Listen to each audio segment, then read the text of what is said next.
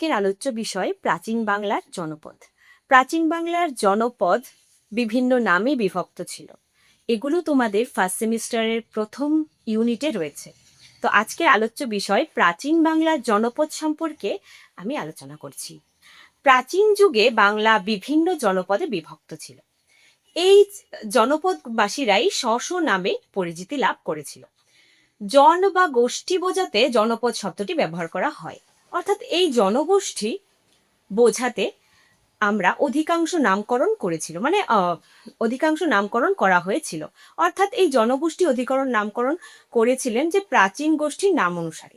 প্রাচীনকাল থেকে আরম্ভ করে আনুমানিক ষষ্ঠ ও সপ্তম শতকে প্রাচীন বাংলার পুন্ড, গৌড়, সূক্ষ্ম ও তাম্রলিপি, সমতট ইত্যাদি নামে বিভক্ত হয়। মাঝে মাঝে জনপদগুলির মধ্যে মিলন, বিরোধ আমরা দেখতে পাই। তারপরেও একে অন্যের সঙ্গে যোগাযোগ ভীষণভাবে লক্ষ্য করা যায়। গোপাল হালদার তার বাংলা সাহিত্যের রূপরেখা গ্রন্থের প্রথম খণ্ডে বলেছেন, রাঢ়, সূক্ষ্ম, পুন্ড্র, বঙ্গ প্রভৃতি জনপদগুলি প্রথম দিকে বোঝাতে বিশেষ বিশেষ জাতি বা উপজাতিকে বোঝাতো। তারপর তাদের বাসস্থল হিসেবে এক একটি বিশেষ বিশেষ অঞ্চলকে বোঝাতে শুরু করে। এবার আসা যাক প্রথম বা প্রাচীন যে জনপদ, তার নাম হচ্ছে পুন্ড্র। পুন্ড্র ছিল জনপদের মধ্যে সম্ভবত খুব প্রাচীন। খ্রিস্টপূর্ব 2য় শতকে আনুমানিক মহাস্থান ব্রাহ্মী লিপিতে উল্লেখিত এই নগরের কথা আমরা পাই। পুদন নগর অর্থাৎ পুন্ড্রনগর এবং বগুড়ার যে বিভিন্ন অভিন্ন একাধিক উৎস থেকে প্রমাণ করা যায় যে এটি ছিল প্রাচীন জনপদ।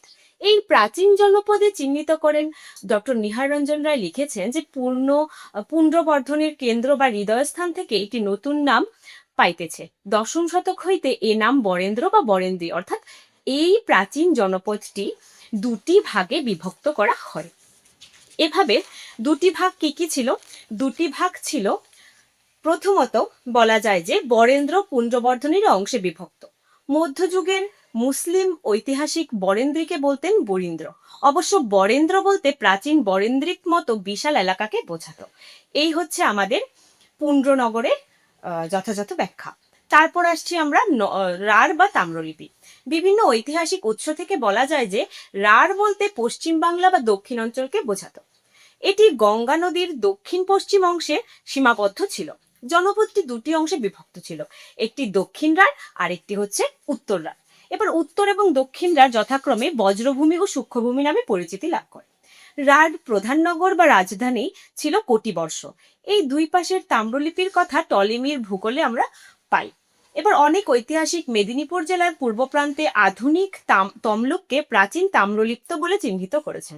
শুধু বাংলা নয়, এটি প্রাচীন ভারতবর্ষেরও পূর্বাঞ্চলের শ্রেষ্ঠ বন্দর বলে অভিহিত হয়।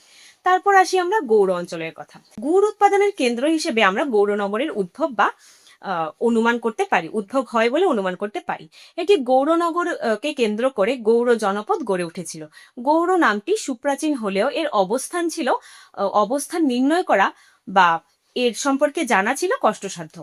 এটি জনপদের খ্যাতি অর্জনে এতটাই বৃদ্ধি পেয়েছিল যে সমগ্র বাংলা অর্থাৎ গৌড় দেশ এটার মধ্যে বিবেচনা করা হতো। সেন বংশের রাজারা গৌড়েশ্বর উপাধি গ্রহণ করতে গৌরববোধ করতেন। আদিকালে বর্তমানে মুর্শিদাবাদ জেলা ও মালদা জেলার দক্ষিণাংশকে বোঝাতো। হিউয়েন সাং, আমরা জানি হিউয়েন সাং একজন ইংরেজ, মানে পাশ্চাত্য দেশের মানুষ হয়েও তিনি বারবার বঙ্গদেশে এসেছিলেন বিভিন্ন জায়গা পরিদর্শন করতে। হিউয়েন সাং শশাঙ্ককে কর্ণ সুবর্ণ দেশের সম্রাট বলে খ্যাতি দেন এবং হর্ষচরিত গ্রন্থে শশাঙ্ককে আমরা গৌড়াধিপতি বলে উল্লেখ করতে দেখেছি। এর থেকে বোঝা যায় কর্ণ সুবর্ণ ও গৌড় অভিন্ন, মানে দুইটা একই নামে বিভক্ত। গৌড়ের রাজধানী ছিল কর্ণ সুবর্ণ। মুসলিম পণ্ডিত আল বিরুনি বিবরণ অনুযায়ী আমরা দেখতে পাই যে ভারতের বিভিন্ন দেশ অর্থাৎ বাংলা, উড়িষ্যা, আসাম মধ্যযুগীয় লিপির প্রকৃত রূপ হলো এই গৌড়ীয় লিপি। মুসলিম যুগে অঞ্চলটি কখনো গৌড় আবার কখনো লক্ষণাবতী নামে পরিচিত হয়। তারপর আমরা আসি বঙ্গ। বঙ্গ একটি প্রাচীন জনপদ। ঐতেরেয় আরণ্য গ্রন্থে একটি উপজাতির নাম হিসেবে বঙ্গের উল্লেখ আমরা পেয়ে থাকি। মহাভারত, রামায়ণ, হরিবংশ ইত্যাদি গ্রন্থগুলোতে বঙ্গের নানা রকমের প্রসঙ্গ আমরা দেখতে পাই। কালিদাসের রঘুবংশম কাব্যের মধ্যেও বঙ্গের উল্লেখ রয়েছে। কালিদাস ভাগীরথী ও পদ্মার স্রোতের মধ্যবর্তী এলাকাকে যে ত্রিভুজাকৃতির বদ্বীপ রয়েছে, বদ্বীপটাকে বলা হয়েছিল যে এটি বঙ্গের অঞ্চল নামে পরিচিত। প্রাচীন শিলালিপিতে বঙ্গের দুটি অঞ্চলের নাম পাওয়া যায়, একটি বিক্রমপুর, আরেকটা হচ্ছে নাব্যবঙ্গ। এবার নাগ্যবঙ্গ বর্তমানে কোথায় আছে সে জায়গাটা অনুমান করা যায় না। কথিত আছে ফরিদপুর, বরিশাল এবং ঢাকা নব্যবঙ্গের অন্তর্ভুক্ত ছিল, কিন্তু বাংলার মুসলমান শাসনামলের প্রাথমিক পর্যায়ে বঙ্গ বলতে বাংলার দক্ষিণ এবং দক্ষিণ পূর্বাঞ্চলকেই বোঝানো হতো। সুতরাং বঙ্গের এই ভৌগোলিক পরিচিতি অর্থাৎ হিন্দু ও বৌদ্ধ যুগ পেরিয়ে মুসলিম যুগের প্রাথমিক পর্যায়ে এসে তা ছিল বাংলার বিকাশ পর্যন্তই শ্রেয়। মুঘল যুগের ঐতিহাসিক আবু ফজল তার বিখ্যাত গ্রন্থ আইনি আকবরে বলেছেন যে কি বঙ্গদেশের উত্তরকালীন নাম ছিল বঙ্গাল। এদেশের রাজারা শস্যক্ষেত রক্ষা করার জন্য বড় বড় আল নির্মাণ করতেন, অর্থাৎ বঙ্গ এবং আল একত্রিত হয়ে হয়েছে বঙ্গাল। এবার আসা যাক সমতটের কথায়। চতুর্থ শতকের সম্রাট সমুদ্রগুপ্তর এলাহাবাদ লিপিতে তার রাজ্যের পূর্ব সীমায় সমতটের উল্লেখ রয়েছে। কালিদাসের রঘুবংশ কাব্য থেকে জানা যায় যে সমতট পূর্ববঙ্গে অবস্থিত ছিল। সপ্তম শতকে সমতটে এসেছিলেন হিউয়েন সাং। তিনি বৌদ্ধ সংস্কৃতি অবস্থার যে বর্ণনা রেখে গেছেন তার থেকে আমরা বুঝতে পারি যে কুমিল্লার লালমাই অঞ্চলই সমতট বলে উল্লেখিত। ভাবে সমতট সীমা নির্ধারণ করা না গেলেও ত্রিপুরা, কুমিল্লা এবং নোয়াখালী অঞ্চল মূলত সমতটের অন্তর্ভুক্ত। এবার আসা যাক হরিকেল রাজ্যের কথা। হরিকেল মূলত একেবারে শেষ জনপদ বলতে পারি, এবং হরিকেল জনপদের কথা প্রথম শতকেই প্রথম চট্টগ্রামে প্রাপ্ত লিপিতে আমরা পেয়েছিলাম। কিরকম না, অনেকেই বলেছেন হরিকেলের সঙ্গে বঙ্গের একটা যুক্ত বা একসঙ্গে বঙ্গের সঙ্গে হরিকেল রাজ্য যুক্ত হয়ে যাওয়ার একটা জায়গা দেখা যায়। কিন্তু ঢাকা বিশ্ববিদ্যালয়ে প্রাপ্ত দুটি পুঁথিতে পাওয়া যায় যে হরিকেল মূলত বর্তমানে সিলেটের অন্তর্গত ছিল হরিকেল রাজ্য। তা এইভাবেই হরিকেলের কথা আমরা ঢাকা বিশ্ববিদ্যালয়ে প্রাপ্ত পুঁথিতে পেয়েছি। পরিশেষে আমরা বলতে পারি জনপদগুলির নির্দিষ্ট সীমারেখা নির্ণয় করা খুব কঠিন ব্যাপার। এটা যুগে যুগে বিস্তার লাভ করেছে। সঠিক তথ্য তুলে ধরা অত্যন্ত দুরূহ কাজ।